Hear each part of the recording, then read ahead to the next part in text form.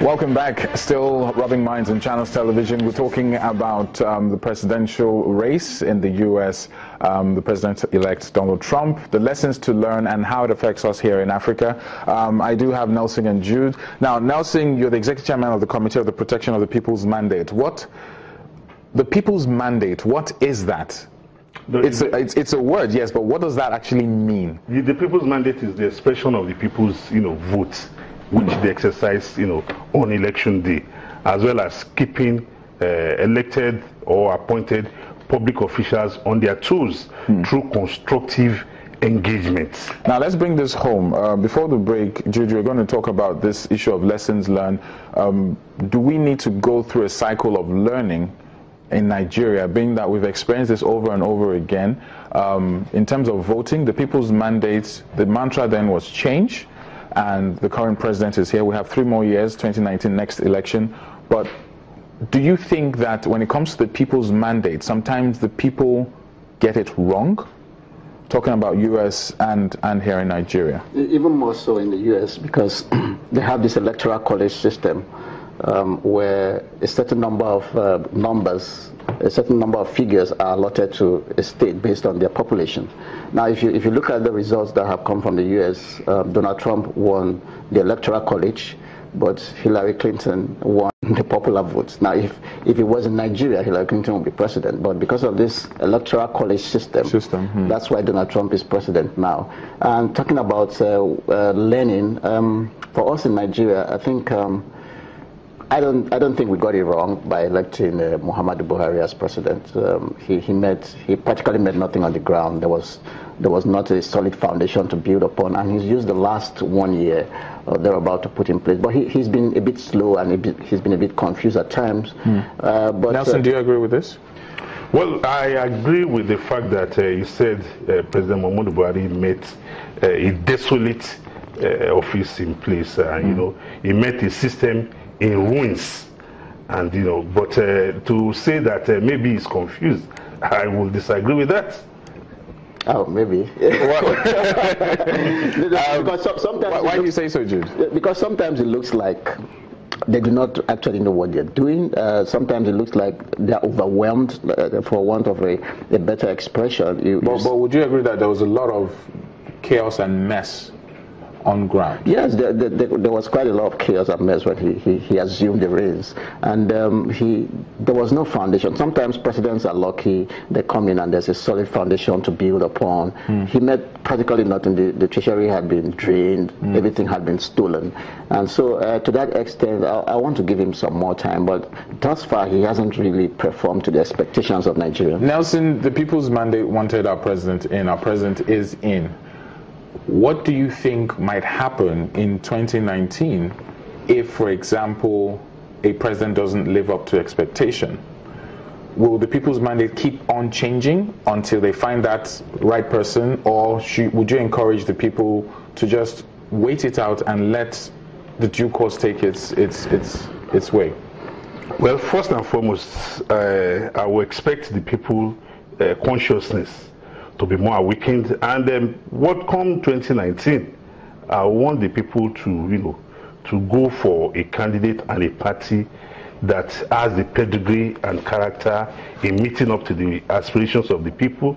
And one thing you cannot take away from this present administration that some of us are strong believers in is the fact that for a very long time, for the first time in a very long time, we have the captain of the ship, who is a man that everybody recognizes as a man who is above board in his dealings.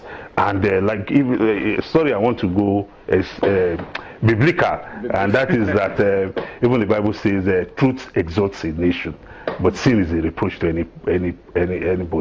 The fact of the matter is that so long as this government continues on the track it's going, that look, what we are doing today is for our tomorrow.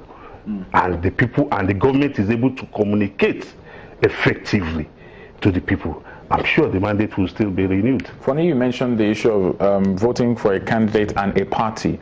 You look at the crisis in the PDP with McCarthy and Sheriff, there's a clear distinction between a candidate and a party. The confusion is basically born out of the fact that personal agendas sometimes trump the party agenda, and sometimes people can't even identify which party is which.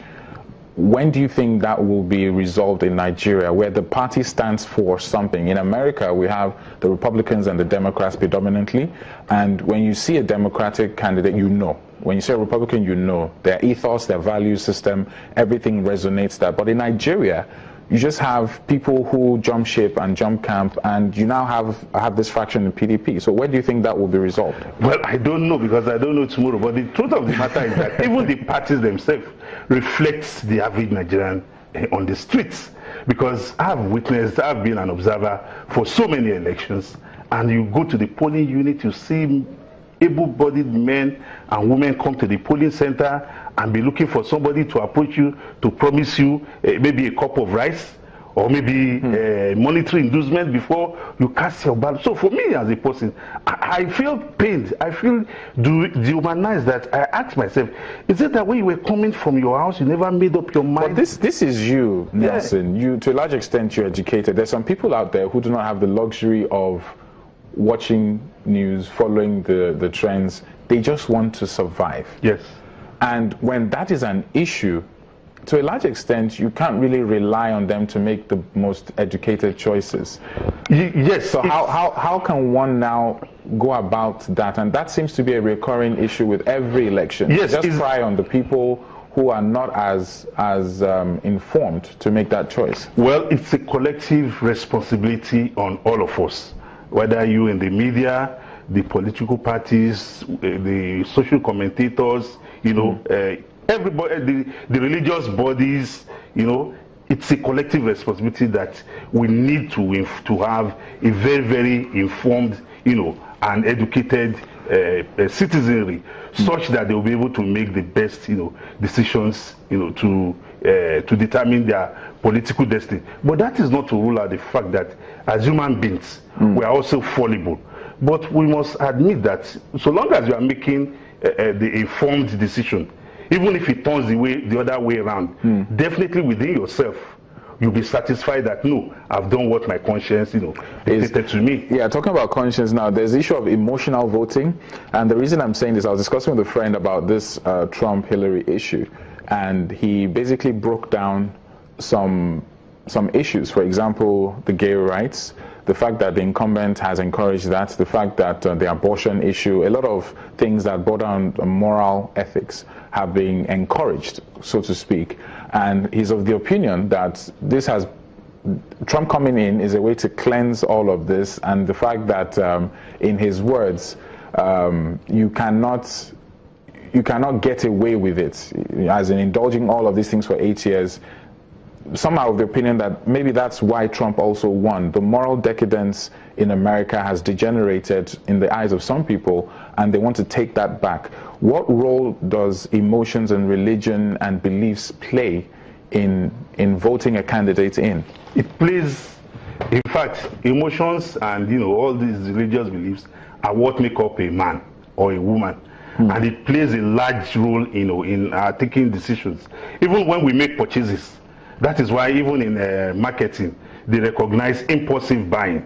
That is based on emotion. Oh, it attracts you. It is when you have bought it and you get home, you have bought, the wrong thing entirely.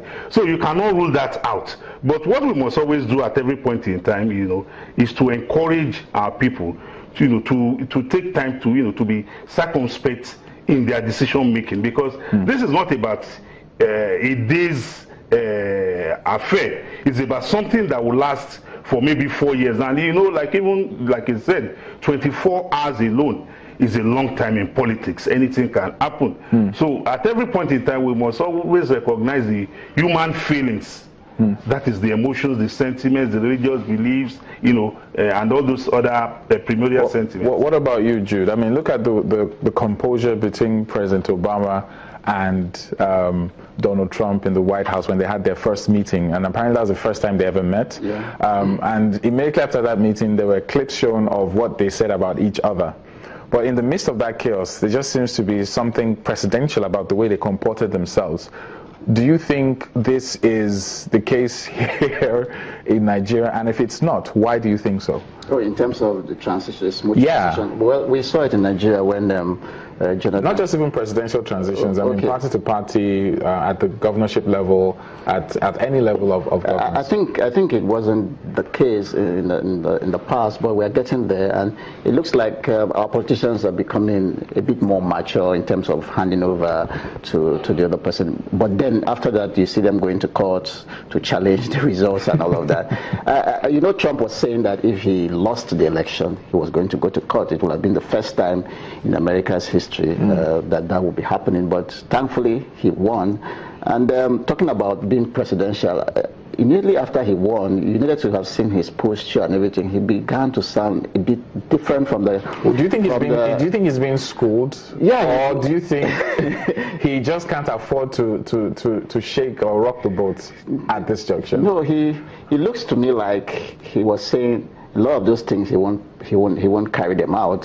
Some of the things he said on the campaign trail about building a wall and all of that. Yeah, they took the thing about the Muslims, for example, was taken out from his side. Yeah, I think he said a lot of those things to win votes, and having achieved that, he's beginning to know that to run a country is different. So. Nelson, would you say that Trump was a master strategist?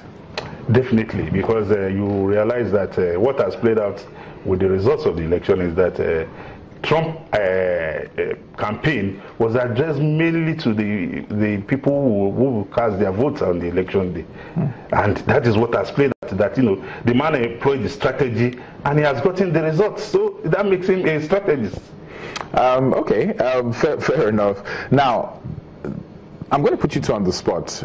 If you're in the U.S. and you had the right to vote, Nelson, who would you have picked? No, I would have voted for an Hillary Clinton. What about you? Hillary Clinton any day. Now, why laughing? No, I'm wondering whether I should ask this question or not. Let's put that aside now. In terms of the two candidates, what would your advice be to people looking at 2019 in terms of the reason they should vote for a Nigerian in Nigeria, for example, president? Because at this rate, Donald Trump has set a precedent that anybody can run for the office if you just understand what you want to do and how to go about it. Now in Nigeria, if we have entertainers, if we have people who are not in the corridors of the traditional power come to run for office, would this be a joke, if I can use that word, or is there a possibility that somebody outside the political circle can actually make a change in this country? Well, like you have rightly prologued, the emergence of Trump is still a shocker to some of us, because one had always believed that the developed world had a defined structure, that you cannot just come out of the blues and become, and take up positions, that you must have gone through, a sort of apprenticeship. But, Trump nice using the word apprenticeship. Yes, I am. You're fired. No pun intended. No pun intended, I guess. Yes, but Trump, Trump has broken the barriers, and that is to tell you the unpredictability of the human being. So if it can happen there in America, it can happen anywhere else. Some tweets were going around and people were mentioning things like Aliko Dangote should run for president, and a lot of names were being thrown around. But at this junction in this country now, what would you say the political maturity of the nation is? Let me see what you have to say, Nelson. Well, the political maturity of the nation is still at its lowest ebb, because today in Nigeria we have a country that is deeply fractured along ethnic and religious lines. You see people's line of arguments, even most especially on the social media, and you ask yourself, what sort of people are we? You want to question our humanity as a people. So for me, we have not learnt any lessons to be politically matured, but I believe so long as we don't keep quiet, when we see things going wrong, we see people or government taking the wrong actions, we speak out, I'm sure we'll be making, our own impact, in the sand of time. All right, we'll be back after the break on Rubbin Minds and basically flip the script and see the role of the people when it comes to governance, and the fact that does the change actually begin with each and every one of us, or are we looking up to our leaders to effect that change. Stick around on Rubbing Minds.